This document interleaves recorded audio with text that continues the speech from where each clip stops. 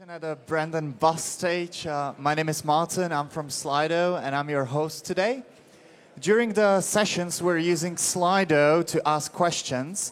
So essentially, just grab your phones. There's no need to download anything. You can just go to slido.com, put there the code ETL19, and during the session, if you have any remarks, comments on questions, put them in, and we're going to address these by the end of the session. So now without further ado, I'm going to introduce our next speaker, Alexandra from SEMrush, and she's going to tell us a little bit more about building a global brand and maintaining its integrity over 5 continents. Give her a round of applause. Thank you.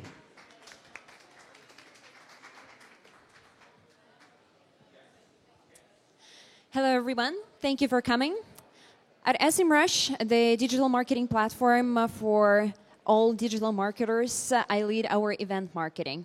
So I do a tough job of bringing our online experiences offline to our users all across the world. And today I'm going to tell you about the challenges that you might face on this journey and also about how to overcome them. On Tuesday, when I was doing the last edits to my presentation back at the hotel, I received a message from Event Marketer that our user conference that we launched this year received an award for the best user event under 1,000 people. And at that moment, I realized that we did something right at that journey over the past 3 years. Because starting from 2016, and my clicker doesn't work, but we will manage. So in 2016, our events would look something like that when I joined. So it was some collateral, some backdrop, some events. And we had a long way to 2019 to organizing a stellar user conference and to rocking every show floor that we had this year and making also all of our events profitable. So what did we do? In 2016, we had around 7 countries that we covered with events on 2 continents, Europe and the North America. Now we have more than 20 countries and 5 continents. We did very few of our own events, and this year we ran the 13 roadshow events and 1 user conference, numerous meetups and parties all across the globe. And also, back in 2016, we didn't have one single umbrella for event marketing. It was the responsibility of each regional marketing team. But currently, we do have a dedicated event marketing team. So this journey of building global event brands will be exciting, tough, and also fun. And it will be regardless of whether you are on an agency or in-house side. And actually, I wanted to ask you who you are, what do you work for? Are you in-house? Raise your hands. Okay. Are you in agency? So we are around 50% of different representatives. So here are the key steps that you have to do in the way of its growth. So once you start, when you come to the new organization or you get a client that wants to build global event brand, first thing you have to do is overcoming the existing state of events. And first of all, I really advise you to make friends with sales and marketing. They will be your key people in driving events revenue, in bringing these experiences to life in different regions and making sure that this channel works for you. Also, you will have to battle stereotypes. And there will be people who want to do things the way they used to be. Or maybe someone did something and it didn't work. So they just have this stereotype that this is not their thing. You will have to battle that a lot. Also, you will have to sell your ideas internally first and will be literally person by person. You will have to persuade that we have to change. Let's do this. Let's try this. You particularly will benefit in this way. And this is how you go from one salesperson to another up to your stakeholders. Then you will have to eliminate what you do not need. Audit what there is in the organization. Understand what does not drive profit, what does not bring you awareness, what does not refer to your goals. And don't be afraid to cut that out. And also be ready to push out of comfort zone. Push other people out of comfort zone, but above all, push yourself out of comfort zone to achieve a result. When we think about defining your event brand, that's what you will have to do. You have to understand what your event means to the attendee. You have to be consistent in what you do and how you do that. And also, what I call is defining 6 senses of the event. What these are 6 senses? So, first of all, the value that your event delivers to the attendee, why they should spend their time in going to your event. Then, it's how you make them feel. How they feel before the event, during the event, and once they walk out of that room. That is very important to maintain this consistency so that people know what they will get and also how it will make them feel. And we want to make them feel good. Then it's a tone of voice. How you're going to deliver your message, how you're going to differ from everybody else in the industry, what will be specific about you. Also, the look. It's important. We want to see something nice and we want to associate it with your brand. So define very specific things that will be consistent all across of your events. Also, the sound. It's really easy to get to people's brains through their ears. So make sure that you utilize some kind of music or particular sounds throughout your events, also to build the associations. And the taste. It's not that far from the ears as well, so you want to make sure that your events taste good and they taste in some very specific way. So then, when that person has enchiladas in the restaurant in Mexico, he thinks about you and thinks about your brand and remembers that great event you delivered. You not only have to define your 6 senses of the event, but you also have to unite them all so that they are aligned and they actually add value to each other. That's what we did with all the 6 senses at SEMrush. If we think about the tone of voice, we're informal but smart.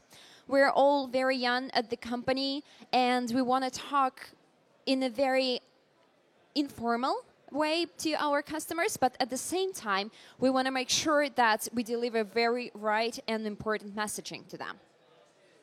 In terms of value, we make sure that every event, a person gets a new piece of knowledge. Even if they attended an event a month ago, once they come to our event again, they will get something new. And an important thing about our events are connections. Connections with people all across the globe. We are really keen on building this huge network of digital marketers around the world. Feel. I'm really proud that very often people refer to us as SEMrush family, and that during our events they feel like they are our best friends. They feel like they are part of our family. And also we make sure that these people feel inspired, they feel really cool, and once they walk out of the room, they know they can make a change in their organization in terms of digitalization and online reputation. And then it's a look. As you can see on this picture, that's the essence of what we do, our orange color. And also we always try to incorporate some natural materials, not go all plastic and high-tech, but make this connection with the real world. Yes, we do instruments for the online marketing, but it's about people and it's about your feelings that we have to transmit. The taste, we all like it. Aperol Spritz, it's literally our branded drink. Not a single event goes by without a few Aperols for our attendees and our team sometimes as well. And the last one was the sounds. We use funk music in the beginning so that it gets really nice vibe for the event. And by the end, we really like having a good party and rocking the dance floor. So we turn the 80s and the 90s and just dance our life away together with our customers. And it's super fun. I really advise you to do that. So that's how our events look like. That's how we transmit those values. You can see Aperol, you see how we connect people globally and all of these colors. And also, you see people seem pretty happy. They are making friends there. The next thing that you want to do is answering the question, why do you need events? Very often we see in the organizations people arranging events for the sake of organizing an event. Let's do an event. And when you ask them why, they're like, well, let's just do it. Like, no, we are not going to just do it. We have to align that with our business goals. We want to make sure every single event contributes to these business goals on the big picture. Then you want to understand every region's pain points that can be solved with the events. And it will be really different from, let's say, the United States market and once you're penetrating Brazil market. That will be different business goals, there will be different pain points, and you have to align to that. And also you have to understand every event's place in a funnel, in a marketing funnel of customer journey. So that's what you'll have to get by the end of answering this question, why do you need events? So if you go to the top of the funnel, let's say your problem is lack of awareness on the market. So you have to organize trade shows and you have to speak at the conferences that are open to public where you have a big coverage. Once you go down to the middle of the funnel, you will see that maybe you have lack of clear understanding among your audience why your brand delivers the value for them. So you want to go to more niche events, maybe deliver some more hands-on workshops that will be longer than just a speech at the conference. Then you go to the bottom of the funnel where people are almost there, but the sales cycle is too long. So you want to help your sales team to accelerate that sales cycle, and you want to do in-person events. You want to do some exclusive experiences to your prospects where you will also mix them with the people who are on the delight stage, the ones that are your customers. And for them, you also throw these in-person experiences to connect them on a personal level with your brand and make sure that their lifetime value as a customer has increased. Also, you've defined your business goals, but remember, as an event marketer, you have to prove ROI, always. That is an important thing. Every event should be for a reason, and it has to generate profits for your company. So set clear goals to get the results. If you don't set the goals, you don't have expectations. You can't even define whether your results were good or bad. Only setting goals can help you with that. Also, always own your data and know your numbers. Every single number that's you know about your event, you have to understand how it comes and what impact it has on your event so that you can prove it to your stakeholders. Once you talk to the revenue team or once you talk to the marketing team, you got to know this. And the last one is unite all teams to maximize the ROI of your events. The thing is that event is a huge investment and you don't want it to go in vain. You don't want only sales team to benefit from it.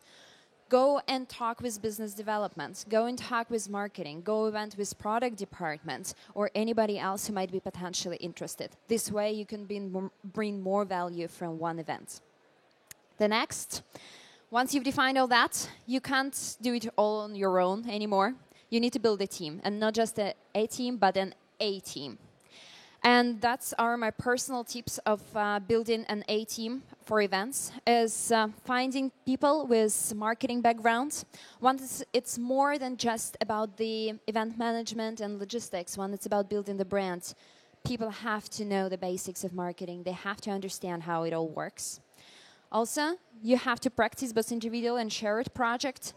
Because once you have lots of events all around the world, then you will have to share sometimes and work together, but sometimes people will have to work completely individual and autonomous. Also, conquer the art of remote event planning. There will be times when you have an event in China, Australia, and Brazil at the same time, at the same week. So, guys, you won't be able to travel everywhere. You have to know how to organize events remotely, sometimes never seeing the venue. You really have to acquire skills of understanding by venue plan, by some pictures on Google Maps, how actually the place works. You have to create clear instructions to the team that will be working on site. Also, get used to time difference. There will be late night calls. There will be early morning wake-ups because you have to catch those guys from Australia. And then you have to stay up late because you have the conference call with LA. Or that you will have to fly somewhere else after that. So that's something you will have to get used to when going global. And my personal advice is increase the number of languages your team speaks. Because you will have to work with countries where English is not that popular. And you have to speak their language to get things done. And also, your customers and your prospects, once you get there, will appreciate so much that you can speak their own language. It makes completely a different impression on the people once you make this effort of speaking to them. So this is my SEMrush dream team. That's the only picture I could find of us together because we are all over the place all the time. So we are 5 people with marketing, PR, and communications backgrounds. We speak English, German, Spanish, Polish, Czech, and Russian. And 2 team members cover our US activities, and 3 team members, including me, cover our international events, and I'm also all over the place managing everything else and all other strategies. Also, we run individual projects and work all together as a team on the larger ones, such as our user conference, for example. And also, we run around 40 events a year across 20 countries, across 5 continents. So, since we do all of that stuff all across the world, we have to think global, but once we go there to that market, we have to think local. So get ready to study every market you plan events in. And every year we have some new market that we have to open. For example, this year it was Japan. We went to read the blogs and watch YouTube about some cultural differences, about how to get in the brains of our Japanese prospects. What will attract them? What will make the difference? And also know your regional specifics, because there might be some changes and some differences that can be crucial to your event's performance and how your brand is seen there. Also, standardize your designs, your collateral, so that you're recognizable, but at the same time, allow some flexibility so that you can adapt all of your designs and materials to the local specifics. Here are a few examples from our own practice of what we faced with working with new markets. For example, China, when we started working last year, I realized that they only do bulk orders. So, swag, we needed just 500 pieces. They said, no problem, 5,000. That's what you'll have to pay for. We don't start production for less. That was crazy. And also, our event took place on the 1st of March, and we started working, of course, 4 weeks before, because that's when business development told us. And it was February, Chinese New Year. Hello, all production is closed for 1 month. So the only resource that helped us out was papachina.com. Really, if you want to do something in China, I advise you to go to these guys with the swag, because they can produce on a short notice and the amount of collateral that you might need. And once we went to India, we realized that our brand color, orange, is very important to some of the religions in India, and it can be very sacred, or it can even mean and symbolize death. So it's not exactly a good thing for our brand. So we reversed our colors, and instead of adding just accents in white and gray, we actually did this our main colors there, and we added accents in orange. We were still maintaining our integrity, and we still could be recognizable if you look at the picture, but the main color was different, and we didn't it didn't affect us in a bad way. So, and also some of our key findings, you might find it useful if you organize events somewhere, the attendance rates and how they differ. So the most difficult are big cities, London, New York City, LA. You hardly ever will get more than 35 to 45% of attendance rate for a free event. And then the countries go to its growth. Maybe also it will differ for your industry for some specifics, but so far when I talk to people from different industries, the numbers pretty much match. I really like organizing events in Australia and Norway because people are so craving for different kind of activities and events, unlike in London where there is something happening every night. So they have the highest show-up rates at the events. Also, my advice is to always grow and always evolve. And you might feel like a Spider-Man on the wall when you have to organize the events across the globe and also learn and evolve and acquire new skills.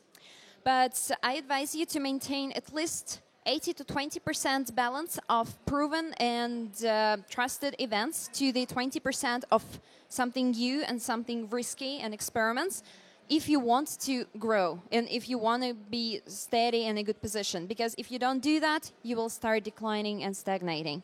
And to be honest, if you really want to grow fast, I will advise you to take the risk and actually reverse that balance. Go with 20% trusted and proven and 80% of experiment. This will allow you to grow fast and to achieve new results fast. Unless you take the risk, you're not going to change and you're not going to be in another place. Always keep up with the event industry trends and see what is happening where and how to apply it to yourself. And also, it's very hard, but don't let this chaotic schedule distract you and don't fall into the routine. Once you're tired, once you have multiple events per week, it's really easy to fall into the patterns. And you're like, let's go with the trusted ones. I don't have time for creativity. But if you do that, it will be really, really hard for you to go further and grow. And also, always exercise your creativity. And how do I do that? I imagine, for example, I go around the events that I attend, like here, and I think, how would I do that differently? Or I see something and I think, okay, how would I turn that into an offline experience? And now I suggest a small exercise for you. You can go to slido.com and enter the ETL 19, and you will see there the poll that says, what kind of event should Timberland organize for its fans?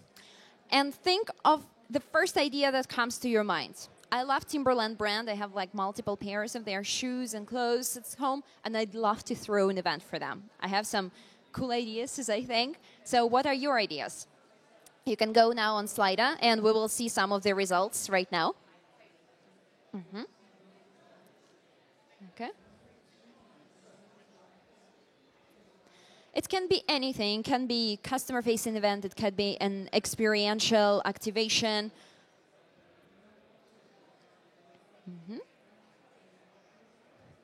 And don't think long, because once you exercise creativity, you really have to make your brain work fast.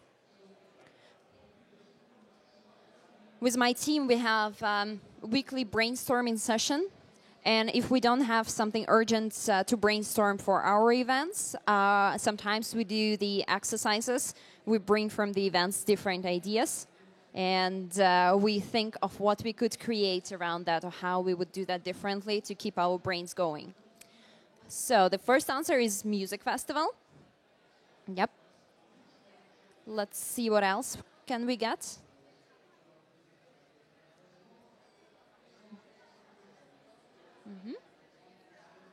Okay.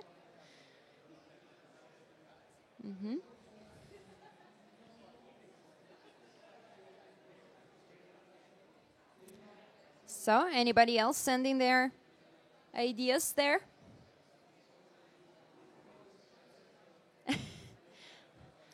Any idea, the thing with brainstorming and exercising is that any idea is good.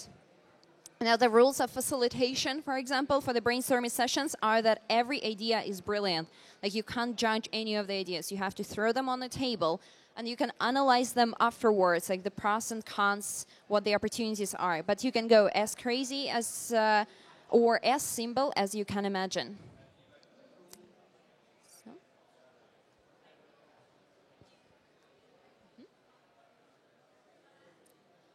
Dance competition. I love that one. In my free time when I don't organize events, I actually dance and teach Cuban salsa. So I'd love to do that. And we all have to dance in Timberland boots. To reward customers, yep. Okay.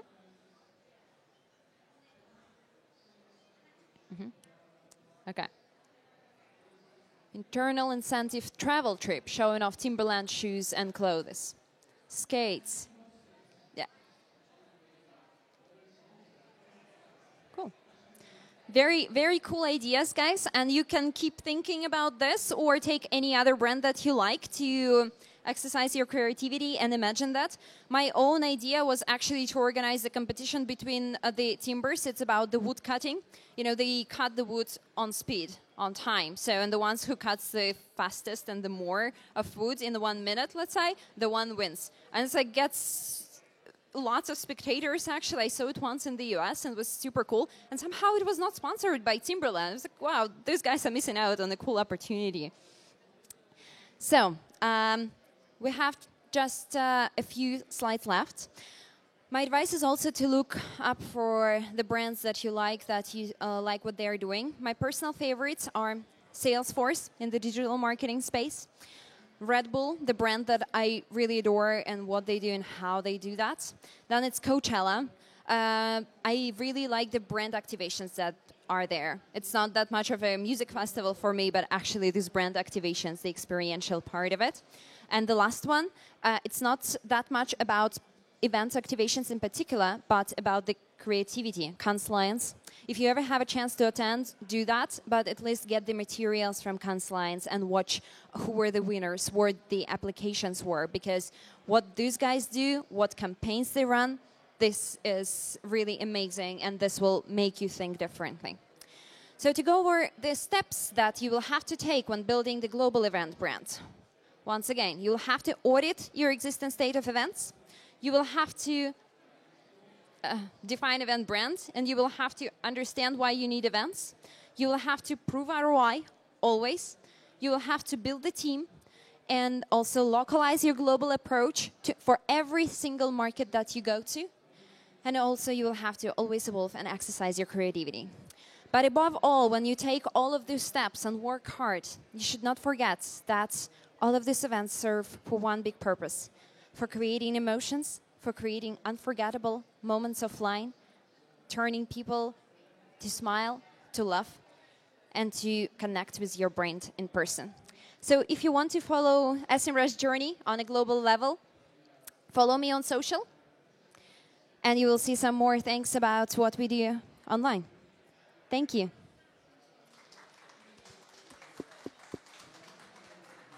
Thank you, Alexandra. Guys, if you have any other questions, we'll have to cut due to time, but will you stick around to answer those? Yeah, I'm here, so if you have any questions, I'm ready to discuss them in person or connect online if you have to run.